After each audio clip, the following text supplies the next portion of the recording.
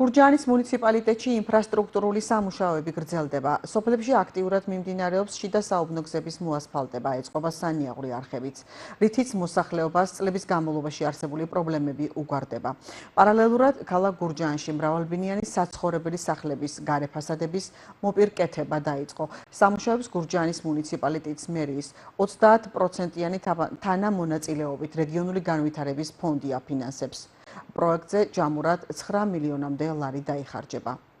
უკვე დაიწყეს კომპანიებმა მუშაობა, მაგალითად ჯერჯერობით დაწყებულია სოფელ კოლაკში, მერე მოყვებიან სოფელი ვეჯინი, სოფელი კარდენახი, სოფელი ნანიანი, ახაშენი, ზეგაანი, ველიციხე, მუკუზანი და ნელა-ნელა გაიშლება უკვე სამუშაოები ყველა სოფელში.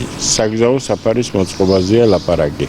რაც შეეხება ფასადების რეაბილიტაციას, ფასადების რეაბილიტაციამ უკვე დაიწყო მუშაობა კომპანია, ეხლა მდგომარეობით მუშაობენ 3 კორპუსზე, 3 კორპუსის დამთავრების შემდეგ გადაინაცვლებენ მომდევნო კორპუსებზე. დაახლოებით 17-მდე კორპუსი რემონტდება სულ ცენტრალურ ნაწილში, ეს არის სანაპიროს ქუჩა, რუსთაველის ქუჩა, გურამიშვილის ქუჩაზე კორპუსების მოწესრიგება.